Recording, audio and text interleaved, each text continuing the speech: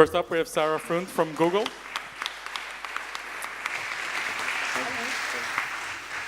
Alex from Rocket Internet, and we have Karel from McKinsey. Hi, Robert. Thank you. So maybe just let's start with the basics, because I think maybe not everyone in the audience knows the sort of the background of DT50. I had the pleasure of participating in your first DT50 Awards at Slush, I think it was 2 years ago. But maybe for those who don't know, how did Rocket Internet, Google, and McKinsey start this thing? And when, and why, and how? So I think it's almost 2.5 years ago that Olli Samber and folks from McKinsey and Google as well got together. We know each other actually for many, many years. And we said we need something that really brings the European startup scene together. And for different reasons, I mean, for McKinsey, it's a great opportunity to get to know the innovation that's out there and link it to our client work. Yes, normally we serve large companies, but they all are excited to also get connected to the startup world. And so as we knew each other, I think it was a fast decision to come together and then kick it off in 2016. We had our first DT50 award. And as that was a great success, I think especially the winning teams were really amazing. We said, let's continue. Very cool. Sarah, can you give us a little bit of an explanation on how the process went? How were the companies selected? How were they recruited? Was there a committee? Did you have a meeting? How did they end up here today? So yeah, there was obviously everyone could apply who saw that, and then our colleagues from McKinsey did a first rerun on like those applicants which has the biggest potential. And then as said, the jury met in London, where we had intense discussion about the candidates who were on stage today, and then there was a public vote for the last couple, I think 2 weeks, and then there is today the vote, and the jury vote is 60%, the public vote 20%, and today also 20%, and out of this, I think we will learn later who are the winners. And I saw some of the pictures today, it's very interesting. Alex, maybe some explanation, because the categories are pretty straightforward, B2C, B2B, startup scale-up, and then social impact. But how do you define a scale-up, and how do they differ from startup? What's the criteria? It's hard to find the right. The only measurable one is it scale-up is at least 18 months old. So those companies who are 18 months and older and didn't manage to really scale in those 18 months shouldn't end up in the scale-up category.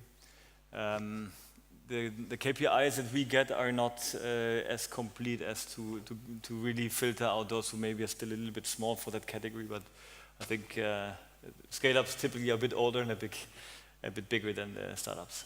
Is there any particular reason you don't divide them into categories, like for example blockchain innovation, or I don't know, any automotive, IoT, some of the things that Europe is typically very good at? No, we wanted to keep it broad. Yeah? So part of what we're doing here is to really find good companies from everywhere in Europe. I think it's pretty easy for companies from Berlin, from London, to get into the spotlight. But you know, the bit more remote areas of Europe, they don't have this platform. I think if we narrow it down like into two small little boxes, I think the chance of getting good companies from, I would say, the long tail of European markets is harder. Yeah? So that's why we kept it broad. And I think if you look at the composition of the different subgroups, it's pretty diverse. So I think we didn't miss out any new stuff, but we just didn't. We wanted to keep it open. Yeah. It was one of the points I was going to pick on, because we do a lot of research at Tech.eu, and it brings us to also the remote places in Europe where a lot of the innovations happen, but it's not always as visible. There's not the amount of capital that you have in places like Berlin and London and Paris. And Stockholm for that matter, but how do you ensure that companies from those regions also know about the DT50 awards and have a decent chance of participating today? Yeah, I mean, in the end, I mean, this award also lives by viral spreading the news. I mean, I think all three of us have quite strong networks of alumni and people that are affiliated to our companies. So I think that's actually what we really started with, to get it into the communities. Yes, we don't have a big media company, and in some way I think it's also, I mean, the innovation is in the universities, it's in the alumni networks, and once that news spreads around, I think what we've now also seen in the second edition is that that this ambition to get a pan-European perspective actually works very well. Yeah? So we get a lot of applications from very also, let's say, more remote places and not just the top 4 or 5 cities. I mean, for sure there is still a major part also coming from there, but we now also see the news is spreading, the word is spreading. I think that's a nice way to get this viral, and that's also why we are eager to create that community of the DT50s going forward. Yeah. I believe your intention is also not just to give the award and then that's it. You also want to help the companies beyond today. Sarah, maybe some explanation on what are some of the things that the winners can expect? So from the Google perspective, the winner will get particularly access to mentoring and coaching. We have a program over 12 weeks where then the winners can get mentoring from Googlers. We have in Dublin, which is our headquarters, a B2B Startup program where they get a lot of access to very kind of exclusive services from and with Google, as well as to events. But I think the main benefit really is the mentoring and the coaching and helping the startups to grow and kind of develop their path moving forward.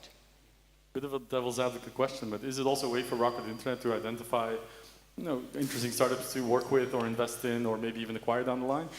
Yeah, so I think we have Rocket Internet, we have 2 brands. One is Rocket Internet, one is GFC, our Global Founders Capital, our investment fund, which is $1 billion venture capital fund, stage and sector agnostic. And of course, like many other VCs on the panels today, so we had a couple of different juries on different panels, many of them VCs, and of course it's a great way to find companies that we wouldn't have found otherwise. Yeah? But it's not for it's really to help them and to potentially invest. Yeah. I get to ask this question quite often, like what's your view on European tech? But usually they're investors or entrepreneurs or policymakers. It's very rare that I get to ask like bigger corporations and aren't necessarily always in the startup world. McKinsey does a lot aside of the startup business. So I would love to get your view on like what is your take on the European tech ecosystems, I should say, the collection of hubs? I think, we see a few things happening. I mean, even if you look at Tora here and also some other events, I mean, you enter the room and you see the Bosch and the Daimlers and like the large corporations actually reaching out, I would call it, yeah, and rightly so. I mean, they know that innovation, that talent is not anymore in the classical, let's say, funnel, but that they have to really spread their wings. And I don't think that this is an either-or answer. I mean, do I buy a few startups and then I'm a digital company? No. You still have to transform the company. You have to also invest at scale as a large corporation into the technology. But at the same time, also, you may just set up a corporate venture fund. You may set up an incubator. You set up accelerators. So I think you see all that coming in some way now together. So I think it's definitely not anymore the 2 worlds. Yeah, there's this tiny startup world and then the big corporates. No, I think the worlds are coming together. They're blending. We will see, more acquisitions going forward. I'm pretty sure we see also internal incubation happening in large corporations. But I think the time is over that these are 2 separate ecosystems. Startups also, rightly so, want to cooperate and want to partner and want also, if they're, for example, in the B2B space, they want clients, yeah, and they need to reach out to existing enterprises to also get their business models scaled. So it's really, the worlds have to come together, and I think they're doing so, yeah. Sarah, same question. From a Google perspective, I think what's really important to us, or gets much more important also looking forward in the world of AI, is to getting all the diverse perspectives, and European perspectives are very different than the US perspective. So we are investing already for quite some time with our initiative Google for Entrepreneurs in Europe, and we will even do more so that we have 6 campuses where startups, founders also at very early stages just to go there and get training, get mentors or just to exchange. So the aspect particular of learning and then kind of growing local startup is kind of very attractive, and at the end we come from a startup's perspective and we are kind of very aware from a company culture, like the next big thing can be 1 click away. So you always have to innovate and look out and just really understand what the people out there want. Now I've done this a couple of times, like judging startup competitions left and right, both like on stages, but also the first selection of the online applications. And I know it's very difficult because at the end of the day, you have to process a lot of information, and by the time you get to number 400, probably your attention span is a little less. But I'm wondering, what are some of the things that you look for? What are some of the things that stand out in the applications that make you want to learn more about this company at the very least? Maybe Alex can take that one. Yeah, I mean,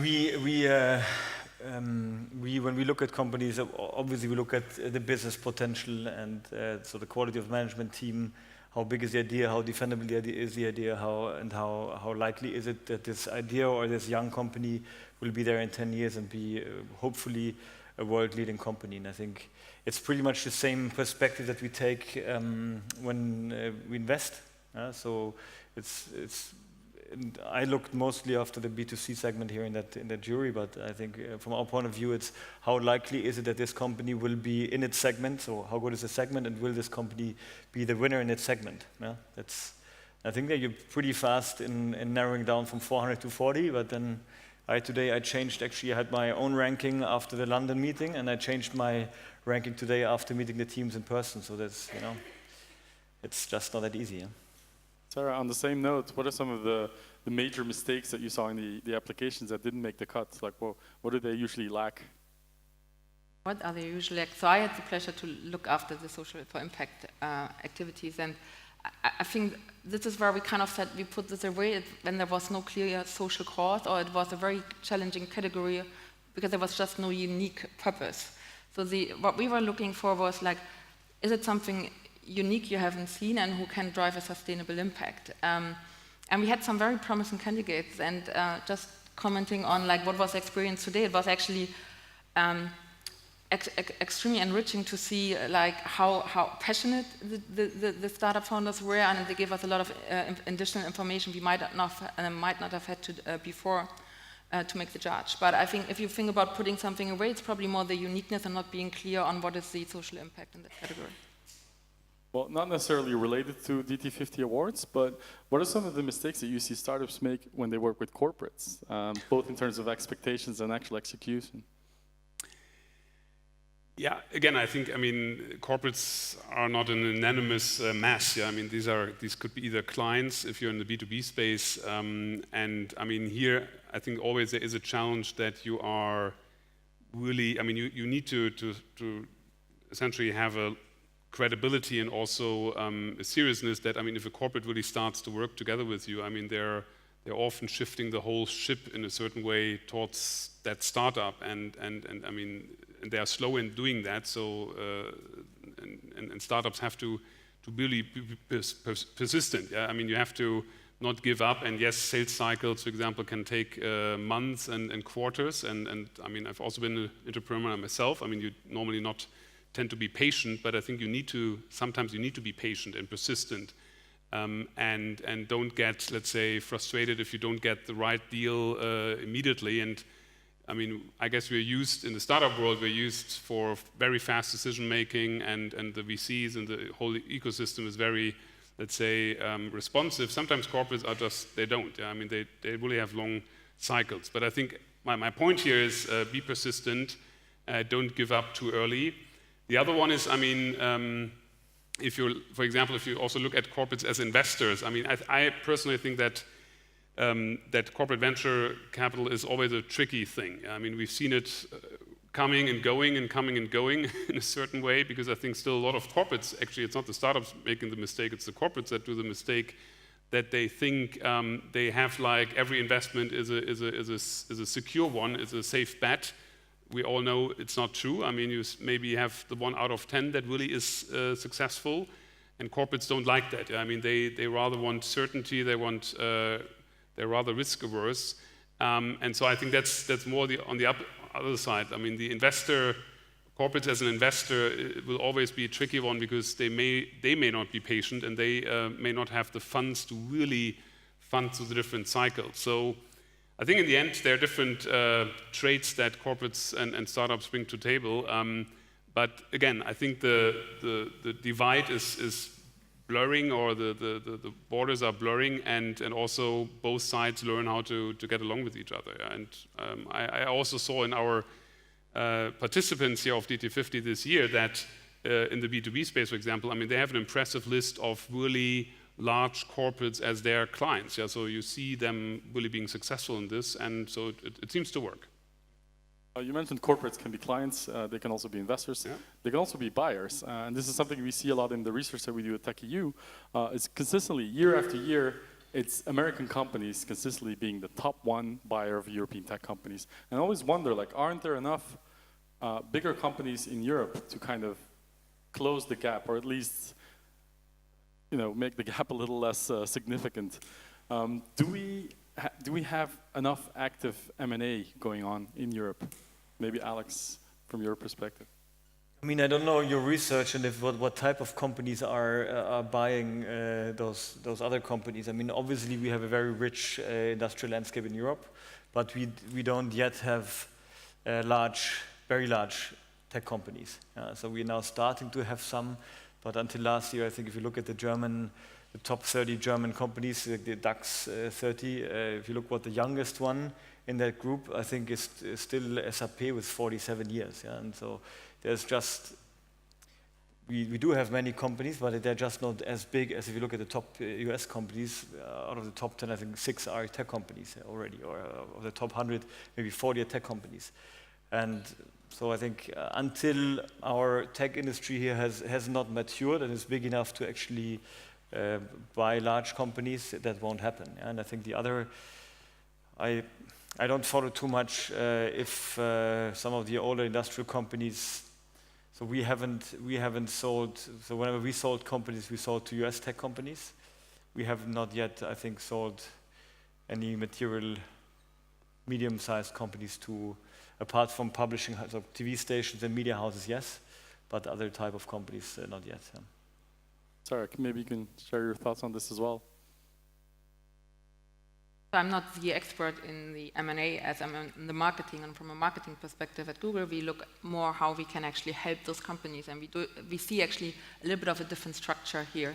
There's much more on B2B, there's much more cooperation, like something like in Germany we have the Mittelstand and the startups. It's something quite unique to Germany.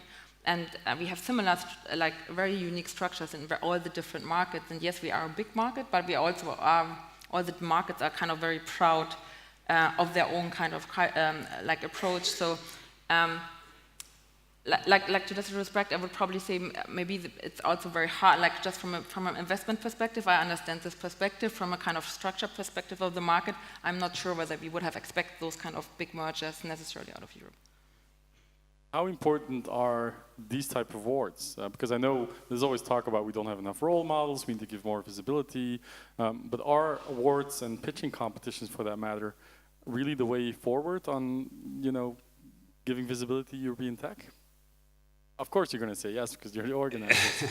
But yeah, bigger perspective. I mean, I think it's, the question is it the award or is it, I would rather say it's the community and the ecosystem that comes out of that. Yeah. So the fact that after the award happens, actually, I mean, I think then the value comes by being known also to us as, let's say, individuals, but also to us as institutions. And then the networking starts, and that's where actually very concrete business opportunities come up. I mean, I personally worked with some of the winners from last time together. I did some introductions. I mean, not in any way exclusive, but I mean, you know others, you help them to get in front of important potential clients or other opportunities. And I think that's valuable to have the network, to create a certain community beyond that. And I think that becomes really valuable. I mean, for sure, there are different awards. I mean, almost every media house, I guess, has something in there, and the blogs and some of the internet journals do. But I think for us, it's important to rather link the different ecosystems and the communities together, and that creates the value, I would say. Well, this is just an observation as a journalist, but you get these press releases all the time, right? We are an award-winning, innovative, and I had a friend of mine is a developer. He had built a Chrome plugin to actually remove all these words from the press releases. I could still do my job, guess what? But I mean, they're all award-winning. At the end of the day, what's the real meaning of this? But I think what you're saying is right. Like it's what you do beyond that, and like it's the community that grows. And as the awards will probably also grow over time, it will become more valuable for the early winners as well to pass on sort of knowledge. All right, I think our timer started running a little bit late, so we're already 20 minutes in. We don't want to delay the actual announcements of the winners, do we? So I think we're going to move on. Marco, are you going to take over? We are going to announce all the 5 winners now. I think someone else is also joining from the jury. But that was it for me. Thank you for your attention, and thank you so much for your insights. Thank you. Thank you, Robin.